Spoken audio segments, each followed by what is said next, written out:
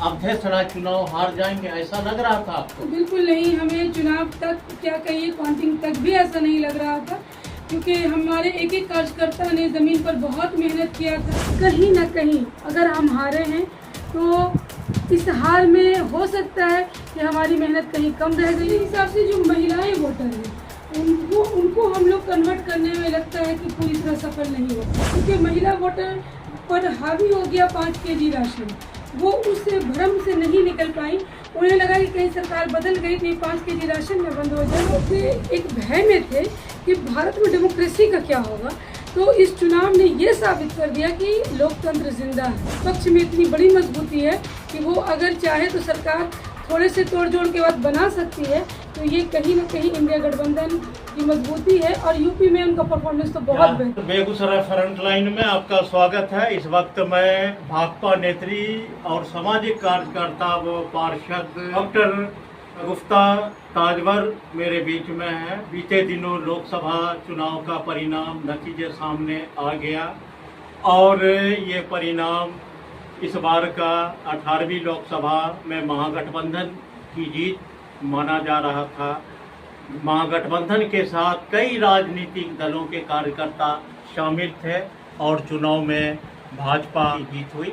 इसी मुद्दे को लेकर हमारे बीच डॉक्टर गुफ्ता ताजवर है। इससे जानना चाह रहा हूं जो इस बार का परिणाम में फिर सीपीआई को हार का सामना देखना पड़ा। 2019 में भी सीपीआई हारी और इस बार भी 24 में भी सीपीआई हारी। यहाँ तक कि जहाँ महागठबंधन के विधायक थे वहाँ भी सीपीआई का परफॉर्मेंस, महागठबंधन का परफॉर्मेंस बहुत कमजोर रहा। इस पर आप क्या कहेंगे? 2024 के चुनाव का नतीजा तो बेगूसराय हम लोग ज़रूर हार गए हैं, लेकिन इंडिया गठबंधन ने जो ऑल ओवर इंडिया पूरे भारत में परफॉर्मेंस किया वो बहुत बेहतर रहा, जिसका परिणाम है कि अगर हम विपक्ष में भी बैठते हैं तो भारत को एक मजबूत विपक्ष मिलेगा। और मजबूत विपक्ष जो होता है वो कहीं ना कहीं डेमोक्रेसी के लिए बहुत ज़रूरी होता है, क्योंकि आप देखा कि हाल के दिनों में जब 2019 का हमारा संसद भवन की कार्यवाही होती थी, कमज़ोर विपक्ष का परिणाम था कि मनमाने बिल पास हो रहे थे। अब उन सब चीज़ों पर लगाम लगेगा और जो सरकार कहती थी मोदी की गारंटी, आज वो कहने को मजबूर है कि एनडीए सरकार। तो इसमें जो घटक दल है उनका महत्व बड़ा है। और जहाँ तक आप बेगूसराय की बात कर रहे हैं कि बेगूसराय में हार का क्या वजह रहा, क्या कारण रहा? चुनाव से पूर्व ऐसा लग रहा था जो आपको जो महागठबंधन प्रत्याशी सीपीआई समर्थित अध्यक्षरा चुनाव हार जाएंगे, ऐसा लग रहा था आपको? बिल्कुल नहीं, हमें चुनाव तक क्या कहिए काउंटिंग तक भी ऐसा नहीं लग रहा था, क्योंकि हमारे एक एक कार्यकर्ता ने ज़मीन पर बहुत मेहनत किया था। और इसका परिणाम है कि आपने देखा कि वोटों का अंतराल बहुत कम हुआ। जो पिछली बार 4 लाख प्लस से जीते थे उनको हम लोगों ने 80,000 पर ला के रोका। तो ये बहुत बड़ी बात है, क्योंकि हमारे कार्यकर्ताओं ने काम बहुत दिल से किया। कहीं ना कहीं अगर हम हारे हैं तो इस हार में हो सकता है कि हमारी मेहनत कहीं कम रह गई हो। इंडिया गठबंधन की हार का क्या वजह है, क्या कारण है? इस चुनाव में महागठबंधन के नेताओं के साथ कई और नेताओं ने साथ दिया था। गिरिराज जिसे जो असंतुष्ट थे, कई जगह काला झंडा दिखाया गया। मेरे हिसाब से जो महिलाएं वोटर हैं उनको हम लोग कन्वर्ट करने में लगता है कि पूरी तरह सफल नहीं हो पाए, क्योंकि महिला वोटर पर हावी हो गया 5 केजी राशन। वो उस भ्रम से नहीं निकल पाई, उन्हें लगा कि कहीं सरकार बदल गई तो ये 5 केजी राशन में बंद हो जाए। और महिला वोटर पूरी तरह कन्वर्ट नहीं हो पाई। और भी कई जगह पे हम लोगों ने देखा कि हो सकता है कि हमारे जो कार्यकर्ता हैं, हम लोग हैं, उन तक हो सकता है हमारी पहुंच नहीं हो पाई।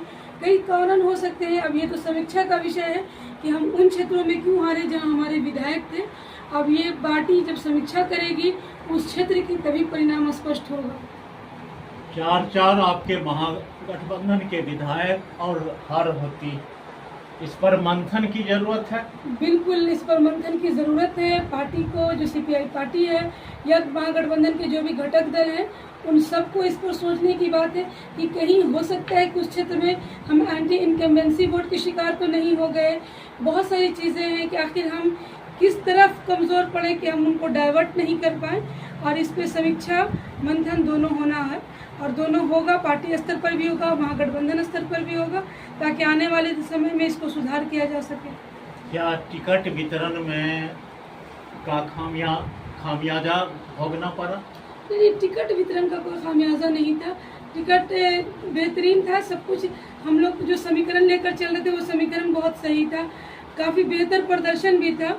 लास्ट में लगता है हम लोग से या तो मैनेजमेंट में कहीं कमी रह गई या फिर पहुंच में कमी रह गई, लेकिन कुछ तो कमी रह गई है जो आगे जांच होगी, समीक्षा होगी तब क्लियर होगी। मेहनत में कमी रही। आप जैसे बोला जो महिला वोटर जो है, जो राशन अगर सब नहीं जीतते हैं तो राशन नहीं मिलेगा, या इस तरह की कई चीज़ रहा, विकास का मुद्दा भी रहा। उनको कई तरह से भ्रमित भी किया गया। जो अगले गिरिराज जी के समर्थक थे, कार्यकर्ता थे, वो भी सड़क पर थे, हम भी सड़क पर थे।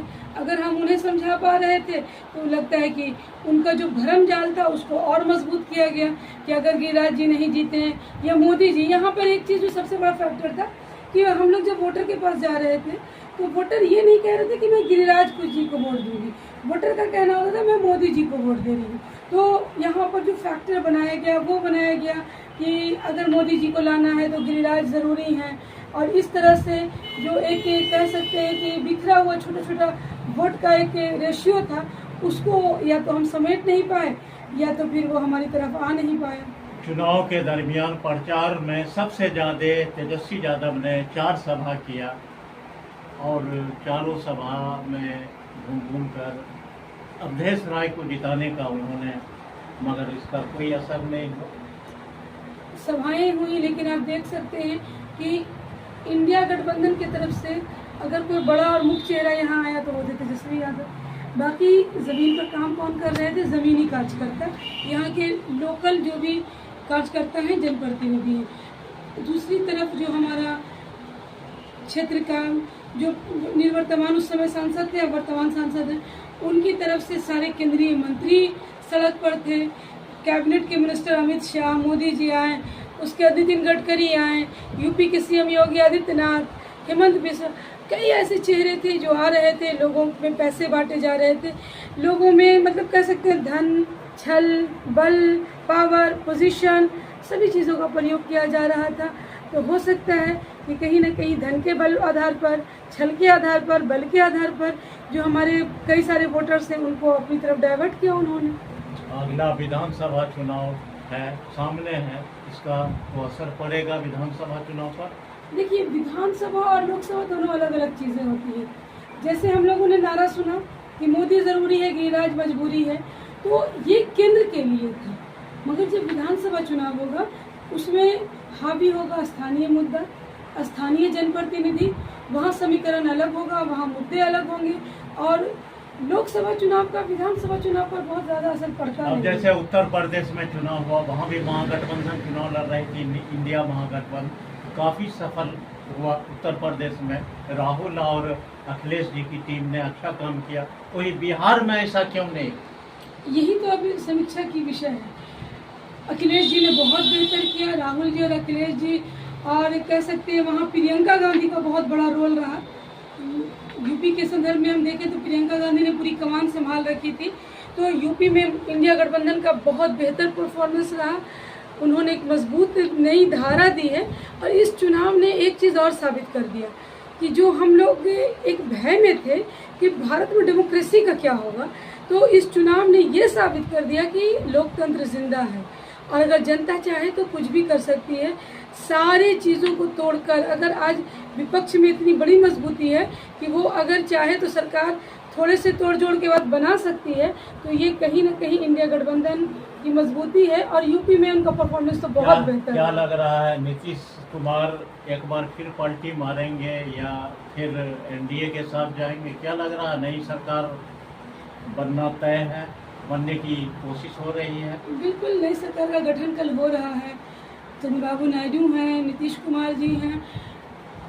हम लोग जान रहे हैं कि जब पहले सरकार पूर्ण बहुमत में थी तो कोई चांस नहीं था किसी के टूटने का, लेकिन इस बार तो वो अपने अलायंस के बलबूते सरकार बना रहे हैं।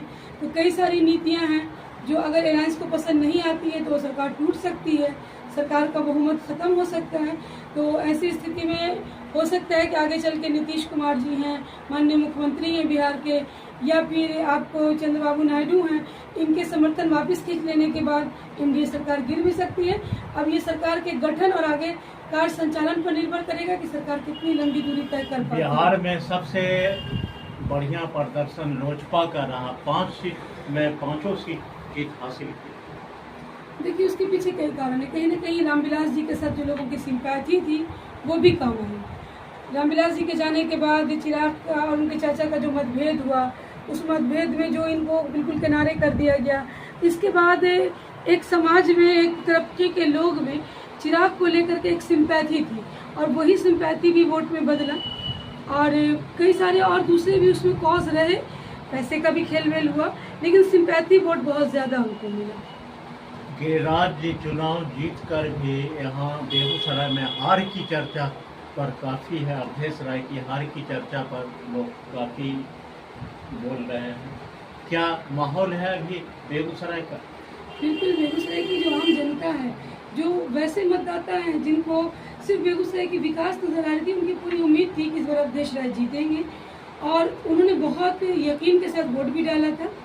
काफ़ी देर तक आपने देखा होगा कि चुनाव नतीजा में हम लोग आगे भी चल रहे थे, तो उनको कहीं ना कहीं अफसोस क्या भी है। माहौल है? जीत से ज्यादा हार की लोगों में चर्चा है। क्या माहौल है अभी आपके दफ्तर पार्टी में, लोगों में, कार्यकर्ताओं में? देखिए, हम लोग कुछ चीज़ों को लेकर निश्चिंत हैं। लोगों ने हम पर भरोसा जताया है।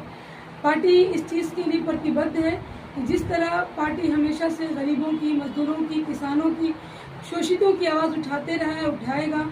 कहीं पर भी लोग शांत नहीं हुए कि हम हार गए तो हम किनारे बैठ जाते हैं, बल्कि हम लोग और पहले से ज़्यादा मजबूत हुए हैं कि अब हमें मजबूती से अपनी आवाज़ को यहाँ बनाए रखना है। लोगों का साथ जो उन्होंने यकीन हम पर दिखाया है, लोगों ने बहुत ज़्यादा हम लोगों को वोट दिया, उनके प्रति हम लोग शुक्रगुजार भी हैं। देख लीजिए, जो बेगूसराय लोकसभा सीट से लगातार राजद 3 बार चुनाव हारी, कम्युनिस्ट पार्टी भाकपा लगातार 2 बार चुनाव जीत हारी, कन्हैया 19 में हारे, 24 में अवधेश कुमार चुनाव हारे। इसका तो क्या परिणाम होगा आने वाले कल पर? देखिए, अभी मेरे ख्याल से इलेक्शन हारना और जीतना बहुत बड़ा मैटर नहीं होता। मैटर ये होता है कि आपका वोट परसेंटेज क्या रहा। वोट परसेंटेज तो इस बार हम लोगों का काफ़ी बढ़ा। वोट परसेंटेज बढ़ना है यानी कि लोगों का यकीन हम पर बना हुआ है। उनके पास, मैंने पहले ही कहा, कई प्रकार की शक्ति है जिसका वो प्रयोग करते हैं इलेक्शन के ज़माने में, और वो लाख विरोध के बाद जीत जाते हैं। तो उस चीज़ को हम नहीं देखते, हम देखते हैं लोगों ने हम पर यकीन। क्या कहेंगे जो कम्युनिस्ट की पकड़ धीरे धीरे ढीली, या महागठबंधन की पकड़ ढीली हो रही? नहीं, पकड़ ढीली नहीं हो रही। न महागठबंधन की पकड़ ढीली हुई है, न कम्युनिस्ट की पकड़ ढीली हुई है।